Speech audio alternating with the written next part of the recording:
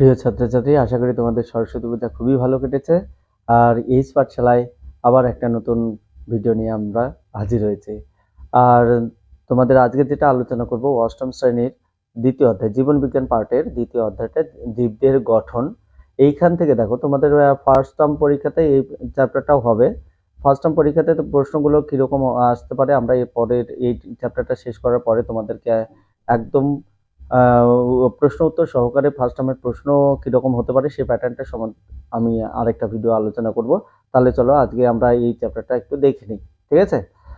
জীবদেহের গঠন দেখো কি বলেছে। জীবদেহের গঠনে আমরা আজকে প্রথম চ্যাপ্টারটার প্রথম প্রশ্নটা বলবো যে নিম্নলিখিত কাজের ক্ষেত্রে সাহায্যকারী অঙ্গগুলি নাম লিখো। তোমাদের বইতে প্রথম পৃষ্ঠাতেই আছে, দেখো এই জীববিজ্ঞানের জীবদেহের গঠনের প্রথম পৃষ্ঠাটাতে বলেছে খাদ্য হজম করার জন্য কোন কোন কোষ অঙ্গাণুগুলো বা অঙ্গগুলো কাজ করে। তাহলে কি কি এটা দেখতে পাচ্ছি আমরা, পাকস্থলী ও ক্ষুদ্রান্ত।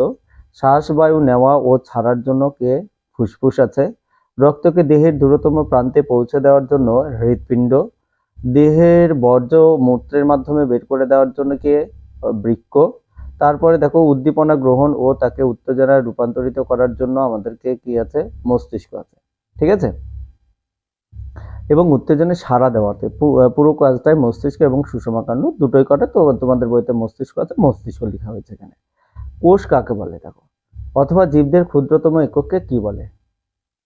কোষ হেডিং দিয়েছি, কোষ জীবদেহের গঠনগত ও কার্যগত ক্ষুদ্রতম একক হলো কোষ। বলেছে যে কোন জীবদেহের গঠনগত ও কার্যগত ক্ষুদ্রতম একক হলো কোষ।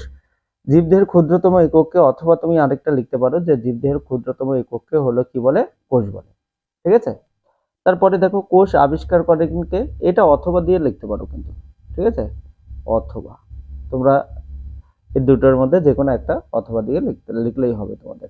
এরপরে দেখো পরের প্রশ্নটা বলেছে কোষ আবিষ্কার করেন কে। কোষ আবিষ্কার করেন, এটা কিন্তু তোমাদের হলো কোষ আবিষ্কার করেন কে বিজ্ঞানী রবার্ট হুক, হলো 1665 খ্রিস্টাব্দে। এইটা যেরকম লিখবে, তো কোষ আবিষ্কার কিন্তু দুইজন, একজন রবার্ট হুক কিন্তু কি মৃত কোষ আবিষ্কার করেছিলেন, আর 1674 খ্রিস্টাব্দে লিভেন হুক, বিজ্ঞানী লিভেন হুক, তিনি হলো সজীব কোষ আবিষ্কার করেছিলেন। তাই জন্য তোমরা দুটোই উত্তরটা যদি পরীক্ষায় আসে যে কোষ আবিষ্কার কি করেন, তাহলে দুটোই উত্তর লিখবে, ঠিক আছে। এখানে আমি একটা লিখেছি, তোমরা নোট করার সময় আরেকটা লিখে রাখবে লিভেন হুকের নামটা। এরপরে চলে আসো কি বলেছে দেখো, মাইক্রোস্কোপ বা অণুবীক্ষণ যন্ত্র কি কাজে ব্যবহার করা হয় এবং কে আবিষ্কার করেন। এইখানে আমরা দেখতে পাচ্ছি যে হলো মাইক্রোস্কোপ বা অণুবীক্ষণ যন্ত্র নানান অণুজীব ও রক্তকোষ দেখার কাজে ব্যবহার করা হয়। এছাড়া আমরা বলতে পারি যে ছোট জিনিসকে বড় করে দেখার জন্য আমরা কিন্তু মাইক্রোস্কোপ বা অণুবীক্ষণ যন্ত্র ব্যবহার করে থাকি। এর ফলে দেখো কে বলছে, যে জনসন ও হেড জনসন প্রথম অণুবীক্ষণ যন্ত্র আবিষ্কার করেছিলেন, ঠিক আছে। সরল অণুবীক্ষণ যন্ত্রে কয়টি লেন্স ব্যবহার করা হয়, ঠিক আছে। দেখো প্রশ্নের উত্তরটা কি বলেছি, মাত্র একটি সরল অণুবীক্ষণ যন্ত্রে কেবলমাত্র একটি লেন্স ব্যবহার করা হয়, ঠিক আছে। আচ্ছা, এই অণুবীক্ষণ যন্ত্রে কি বলেছে, এই অণুবীক্ষণ যন্ত্রের সাহায্যে বস্তুকে কত গুণ বড় দেখানো সম্ভব হয়। তাহলে আমরা একটু দেখে নিই কত গুণ বড় দেখাতে পারি। দেখো এখানে কি বলছে পরের প্রশ্নটা, তাহলে আমরা এখান থেকে লিখতে শুরু করব। কি লিখব, যে এই যন্ত্রতে সাধারণত দেখা যাচ্ছে যে এই অণুবীক্ষণ যন্ত্রের সাহায্যে বস্তুকে 15 থেকে 20 গুণ বড় করে দেখানো সম্ভব হয়, ঠিক আছে। আচ্ছা, তারপরে 7 নম্বর, সরল অণুবীক্ষণ যন্ত্রের সাহায্যে কি কি পর্যবেক্ষণ করা যায়। পাতার শিরাবিন্যাস দেখা যায়, ফুলের বিভিন্ন অংশ, পতঙ্গের উপাঙ্গগুলো ইত্যাদি পর্যবেক্ষণ করা যায় এই সরল অণুবীক্ষণ যন্ত্রের সাহায্যে। তারপরে বলছে দেখো যৌগিক অণুবীক্ষণ যন্ত্রের সাহায্যে বা যন্ত্রে কয়টি লেন্স ব্যবহার করা হয়।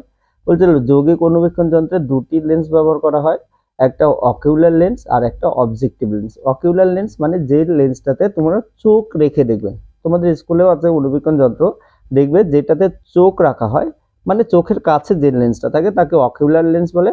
আর যেই লেন্সটা হলো ওই জিনিসটাকে দেখার কাছে, মানে বস্তুটার কাছে থাকে, তাকে অবজেক্টিভ লেন্স বলা হয়, ঠিক আছে। যৌগিক আলোক অণুবীক্ষণ যন্ত্রের দ্রষ্টব্য বস্তুকে আলোকিত করা হয় কিসের সাহায্যে। অবশ্যই যখন স্কুলে স্যারদেরকে বলবে আর হলো দেখাবে, তখন দেখবে নিচের দিকে যৌগিক অণুবীক্ষণ যন্ত্রের নিচের দিকে একটা, বা তোমাদের বইতেও ছবিটাতে দেখো নিচের দিকে একটা কি আছে, গোল আয়নার মতো আছে, ওইটাকে, তাহলে আয়নাটা সাধারণত দেখা যায় এই অণুবীক্ষণ যন্ত্রে দ্রষ্টব্য বস্তুকে আলোকিত করার জন্য দৃশ্যমান আলো দ্বারা আলোকিত করা হয়। ওই যে নিচে একটা আয়না থাকে, রিফ্লেকশনের করে আলোকে, সেই রিফ্লেকশনের জন্য বস্তুটাকে আলোকিত করি, সেই জন্য আলোর কথাটা বলা হয়। ঠিক আছে, এরপরে দেখো বলেছে যৌগিক অণুবীক্ষণ যন্ত্রের সাহায্যে বস্তুকে কত গুণ বড় দেখানো যায়। বলছে যৌগিক অণুবীক্ষণ যন্ত্রের সাহায্যে আমাদেরকে বস্তুকে প্রায় 2000 থেকে 4000 গুণ বড় করে দেখানো যায়। ঠিক আছে, যৌগিক অণুবীক্ষণ যন্ত্র কোথায় কোথায় ব্যবহার করা যায়, তোমাদের এই ব্যবহারগুলো একটু ভালো করে মনে রাখবে। এইগুলো দিয়ে আমাদের পার্থক্যটা মুখস্থ করতে হবে, তাই জন্য ব্যবহারটা কিন্তু বেশ ভালো করে দেখবো। দেখো বলেছে ব্যাকটেরিয়া, 1 নম্বর ব্যাকটেরিয়া, শৈবাল, ছত্রাক, বিভিন্ন এককোষী ও বহুকোষী প্রাণীর দেহের বহির্গঠন জানার জন্য। 2 নম্বর উদ্ভিদ দেহের বিভিন্ন অংশের মূল, কাণ্ড, পাতা ও অন্তর্গঠন পর্যবেক্ষণ করা।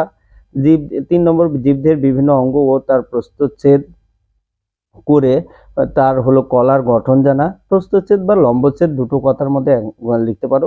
কোষের ভেতরের অঙ্গাণু ও কোষের বাইরের পর্দার গঠন জানার জন্য কিন্তু আমরা এই যৌগিক অণুবীক্ষণ যন্ত্র ব্যবহার করতে পারি। ঠিক আছে, তারপরেই দেখো যৌগিক অণুবীক্ষণ যন্ত্রের পরে তোমাদের বইতে আরেকটা কি আছে, আরেকটা অণুবীক্ষণ যন্ত্র আছে, সেটাকে আমরা বলি যে ইলেকট্রন মাইক্রোস্কোপ বা ইলেকট্রন অণুবীক্ষণ যন্ত্র। ঠিক আছে, তাহলে ইলেকট্রন অণুবীক্ষণ যন্ত্রটা কি দেখো। ইলেকট্রন অণুবীক্ষণ যন্ত্রে আলোর পরিবর্তে কি ব্যবহার করা হয়, দেখো এখানে কি আছে, ইলেকট্রন অণুবীক্ষণ যন্ত্রে আলোর পরিবর্তে দ্রুতগামী ইলেকট্রন প্রবাহ ব্যবহার করা হয়। ইলেকট্রন অণুবীক্ষণ যন্ত্রে কাঁচের লেন্সের পরিবর্তে কি বলছে, তড়িৎ চুম্বক ব্যবহার করা হয়।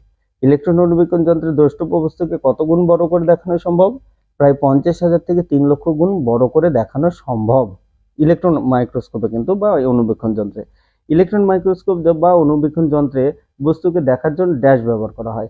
আমরা অবশ্যই এটা মনে রাখবো যে ফটোগ্রাফিক ফিল্ম এখানে ব্যবহার করা হয় অণুবীক্ষণ যন্ত্র কোনো বস্তুকে দেখার জন্য।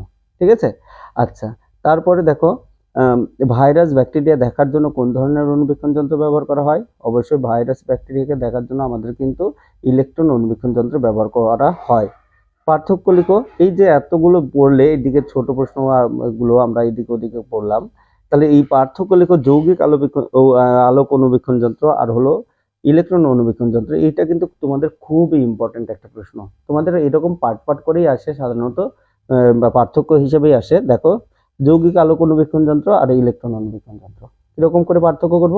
এই যন্ত্রে বস্তুকে দেখার জন্য আলো ব্যবহার করা হয়, এই যন্ত্রে বস্তুকে দেখার জন্য দ্রুতগামী ইলেকট্রন ব্যবহার করা হয়। এই 2 নম্বর দেখো, এই যন্ত্রে লেন্স ব্যবহার করা হয়, আর 2 নম্বর এখানে কি বলছে, এই যন্ত্রের লেন্সের পরিবর্তে কিন্তু তড়িৎচুম্বক ব্যবহার করা হয়। ঠিক আছে, এরপরে চলে আসো পার্থক্যটাকে আমরা কমপ্লিট করি। পার্থক্যটা তাহলে আমরা একটু কমপ্লিট করার চেষ্টা করছি। দেখো এখানে তাহলে পার্থক্যটা আবারও এই পৃষ্ঠাতে চলে এসেছি, হলো ছকটা করেছি যৌগিক আলোক অণুবীক্ষণ যন্ত্র আর ইলেকট্রন অণুবীক্ষণ যন্ত্র। 3 নম্বর, যেহেতু 2 নম্বর ওই পাশে করে এসেছি তাই জন্য এখানে 3 নম্বর দেখো। এতে বস্তুকে 2000 থেকে 4000 গুণ বড় করে দেখা যায়। এখানে তো আমরা একটু শর্ট প্রশ্ন তো পড়েইছি, 50,000 থেকে 3 লক্ষ। এই যন্ত্রে ফটোগ্রাফিক ফিল্ম ব্যবহার করা হয় না, কিন্তু এই যন্ত্রে ফটোগ্রাফিক ফিল্ম ব্যবহার করা হয়। ঠিক আছে, বুঝতে পেরেছো? আচ্ছা, এরপরে তাহলে আমরা আর একটু দীর্ঘায়িত করব না, আর অল্প একটু হলো এটা আমরা পড়ে নেব। দেখো বলছে কোষতত্ত্ব বা কোষবাদ কারা প্রচার করেন, বিজ্ঞানী স্লাইডেন এবং সোয়ান এই দুজনে হলো কোষতত্ত্ব বা কোষবাদ হলো প্রচার করেন। খালি চোখে দেখা যায় এমন একটি কোষের নাম লেখো। বলছে উট পাখির অনিষিক্ত ডিম হলো খালি চোখে দেখা যায়। যে অনিষিক্ত ডিম মানে উট পাখি নয়, যে কোনো পাখির ডিমে একটা কোষ কিন্তু, ঠিক আছে, একটা খালি চোখে দেখা যায় একটা কোষ কিন্তু যে কোনো পাখির ডিমে তুমি কিন্তু বলতে পারো। দীর্ঘতম প্রাণী কোষের নাম কি, স্নায়ু কোষ হলো দীর্ঘতম প্রাণী কোষের নাম। দীর্ঘতম উদ্ভিদ কোষের নাম কি, দেখো উদ্ভিদ কোষের নাম বলছে র্যামি গাছের ছালের কোষ হলো কিন্তু দীর্ঘতম উদ্ভিদ কোষ। সবচেয়ে ক্ষুদ্রতম জীবকোষের নাম কি, বলছে মাইক্রোপ্লাজমা লেডলাই, এইটা হলো কিন্তু ক্ষুদ্রতম জীবকোষের নাম। ঠিক আছে, এইগুলো তোমাদের সাধারণ জ্ঞানের জন্য খুবই ইম্পর্টেন্ট আছে, এটা তোমরা অবশ্যই পড়বে এবং মনে রাখবে। আর তারপরে কি বলেছে দেখো, এককোষী জীব কাকে বলে, কয়েকটি এককোষী জীবের নাম লেখো। বলছে এককোষী জীব কাকে বলে, তাহলে দেখো কি বলেছে, এককোষী জীব যেসব জীবের দেহে একটি মাত্র কোষ দিয়ে সহ গঠিত বা সহযোগে গঠিত তাদেরকে এককোষী জীব বলা হয়। আর কয়েকটি উদাহরণ বলেছে, কয়েকটি এককোষী জীব হলো দেখো অ্যামিবা, প্যারামেসিয়াম, ইউগ্লিনা ইত্যাদি হলো কিন্তু কয়েকটি এককোষী জীব। ঠিক আছে, আমরা আজকে এতটুকুই পড়বো। এই নোটটা তোমরা অবশ্যই কমপ্লিট করো, আর ভালো লাগলে অবশ্যই তোমরা বন্ধুদেরকে শেয়ার করো, আর অবশ্যই সাবস্ক্রাইব করবে। ঠিক আছে, সবাই সুস্থ থাকো, ভালো থাকো।